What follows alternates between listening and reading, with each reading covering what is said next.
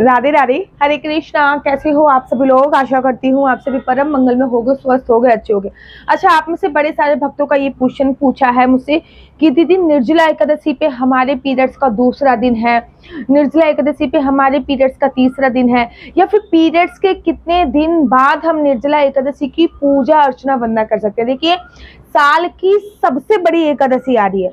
सबसे बड़ी मैं ये कहूँ क्योंकि इस एकादशी का व्रत रखने से 24 एकादशी के व्रत रखने का पुण्य आपको प्राप्त हो जाता है। तो निसरते ये साल की सबसे बड़ी एकादशी है।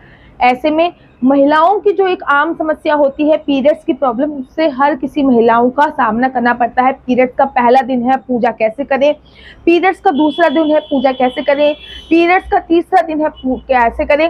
और आजकल तो पीसीओडी की भी इतनी प्रॉब्लम हो गई है कि पीरियड्स इनरेगुलर हो गए हैं, पता ही नहीं चलता कि कब आ रहे हैं कब नहीं आ रहे हैं।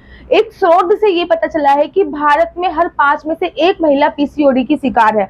तो ऐसे में हमें पीरियड्स के कितने दिन बाद एकादशी की पूजा अर्चना वंदना हम कर सकते हैं, शास्त्रों में इसका क्या नियम है, क्या पीरियड्स का हमारा तीसरा दिन है हम पूजा अर्चना वंदना कर सकते हैं या नहीं, आज की वीडियो उसी पे आधारित है। कोई भी संदेह नहीं है कि एकादशी का जो व्रत है वो व्रतों का राजा बोला जाता है, और उसमें भी निर्जला एकादशी जिसका व्रत रखने से हमें 24 एकादशी का फल प्राप्त होता है। आप में से हम में से कोई भी नहीं चाहेगा कि हमारे पीरियड्स की वजह से साल की जो सबसे बड़ी एकादशी है जिसका पूरे साल हम लोग इंतजार करते हैं, हमारी गलती की वजह से हमें उसका पुण्य प्राप्त हो।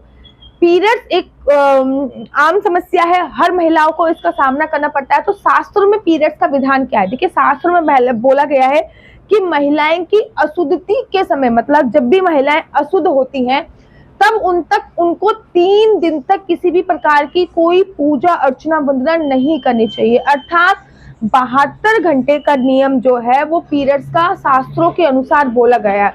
आप पद्म पुराण की बात कर लीजिए, आप वराह पुराण की बात कर लीजिए, उसमें भी ये वर्णन आया है कि महिलाएं जब अशुद्ध होती हैं, महिलाएं जब स्त्रियां अशुद्ध होती हैं तब उनको 72 घंटे तक किसी भी प्रकार की कोई पूजा अर्चना वंदना नहीं करनी चाहिए, ऐसा हमारे शास्त्रों में भी वर्णन आया है। एक बात ध्यान दीजिए कि जब भी आप अशुद्ध अवस्था में होते हो तब भी आप प्रत्यक्ष रूप से पूजा नहीं कर सकते हो, लेकिन जब आप शुद्ध हो जाते हो तब आप प्रत्यक्ष रूप से पूजा कर सकते हो। जब भी आप अशुद्ध अवस्था में होगे तो आप मानसिक रूप से पूजा अर्चना वंदना करोगे, लेकिन प्रत्यक्ष रूप से जैसे कि कोई माला जपना हो गया नहीं जपोगे, मंत्र जपोगे लेकिन माला स्पर्श करे बिना, भगवान की अगरबत्ती धूपबत्ती नहीं करोगे, भगवान को धूप दीप इत्यादि नहीं दिखाओगे। अब मैं आपको बताती हूँ, अगर आपके पीरियड्स का पहला दिन है, फॉर एग्जाम्पल निर्जला एकादशी है, आपके पीरियड्स का पहला दिन है, तो आपको किस प्रकार से व्रत रखना है। अगर आपके पीरियड्स का पहला दिन है तो आपको व्रत रखना है, लेकिन किसी भी प्रकार की कोई पूजा नहीं करनी। हाँ, आपकी एब्सेंट में कोई आपके हस्बैंड हो गए, आपके माता पिता हो गए, आपके बच्चे हो गए, इनफैक्ट पड़ोसी भी आपकी बिहाफ पर भगवान को स्नान करा सकते हैं, धूप अगरबत्ती आपके घर पे कर सकते हैं। आप निर्जला एकादशी की कथा यूट्यूब के माध्यम से सुन सकती हैं, और साथ ही के साथ जितने भी मंत्र जाप करने हैं वो कर सकती हैं विदाउट माला छुए, अर्थात आपको माला नहीं छूनी है। अगर आपके पीरियड्स का दूसरा दिन है, सेम आपको यही करना है, आपको पूजा नहीं करनी। अप्रत्यक्ष रूप से आप भगवान से ये बोलिए कि भगवान आप मेरी स्थिति जानते हैं, ये सब कुछ, ये सृष्टि की संरचना ही आपने करी है, मैं इस समय अशुद्ध अवस्था में हूँ और आप तो सर्वव्यापी हैं, आपको सर्वस्व पता है, तो आप ये मेरी स्थिति समझिए। भगवान से ऐसा प्रार्थना करने के बाद, स्नान करने के बाद आपको व्रत रख लेना है, लेकिन किसी भी प्रत्यक्ष रूप से पूजा अर्चना वंदना नहीं करनी।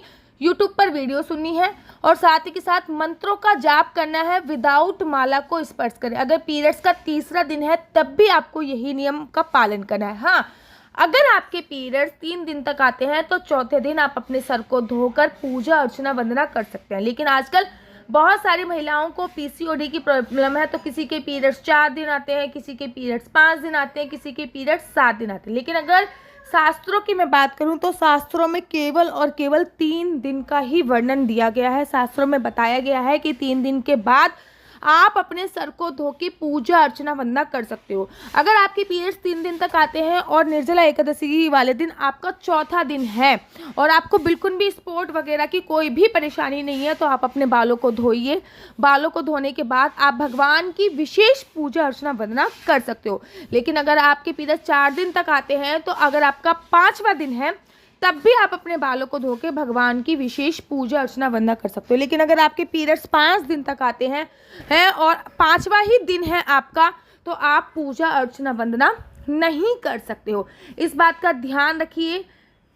शास्त्रों में जो नियम बताया गया है वो 3 दिन का ही बताया गया है, लेकिन ये कलयुग है और कलयुग में हर महिलाओं को अपनी ये जो समस्या का सामना करना पड़ता है, ये अलग अलग सामना करना पड़ता है। किसी महिलाओं को 3 दिन का सामना करना पड़ रहा है, किसी को 4 दिन का सामना करना पड़ रहा है, किसी को 5 दिन का सामना लेकिन शास्त्रों में केवल 3 ही दिन का वर्णन दिया गया है कि 3 दिन के बाद चौथे दिन थोड़ा सा और इंतजार करने के बाद 5वें दिन आप सिर धो के प्रत्यक्ष रूप से भगवान की पूजा अर्चना वंदना कर सकते हो। तो मैं आपसे ये कहना चाहूँगी कि प्रथम दिन, द्वितीय दिन, तृतीय दिन, अर्थात पहला दिन, दूसरा दिन, तीसरा दिन तो आपको किसी भी कीमत पर भगवान को स्पर्श नहीं करना, पूजा अर्चना वंदना नहीं करनी है।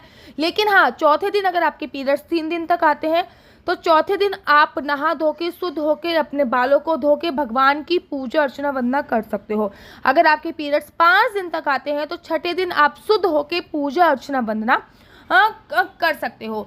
तो ये पूरी जानकारी मैं आप लोगों को देना चाहूँगी। अगर आप लोग अपनी कुंडली मुझसे दिखवाना चाहते हैं तो मेरा व्हाट्सएप नंबर है 4/9 जो कि नीचे दिया हुआ है। आप इस पर जान सकते हैं कि आपके बच्चे को कौन सी साइड लेनी चाहिए, art side, commerce side, science side, आपके बच्चे को बिजनेस करना है या जॉब करना है, आपके बच्चे का आगे करियर होने कैसे वाला है, आपकी और आपके बॉयफ्रेंड की शादी होगी या नहीं होगी, कितने गुण आपके मिल रहे हैं, आपके और आपके हस्बैंड के बीच में क्या तालमेल है, क्या आपकी कुंडली में कोई योग है, राजयोग वगैरह है या नहीं, ये सभी जानकारी आप केवल अपनी कुंडली दिखाने के माध्यम से मुझसे प्राप्त कर सकते हैं। मेरा नंबर नीचे आपकी स्क्रीन पे दे रहा होगा, आप इस पर फ़ोन करके सभी प्रकार की जानकारी मुझसे प्राप्त कर सकते हैं। और अगर आपको मेरी वीडियो अच्छी लगती है तो आप अपना यूट्यूब चैनल हरि बोल को लाइक, शेयर, सब्सक्राइब करना बिल्कुल भी मत भूलिए। तब तक के लिए मुझे दीजिए इजाज़त।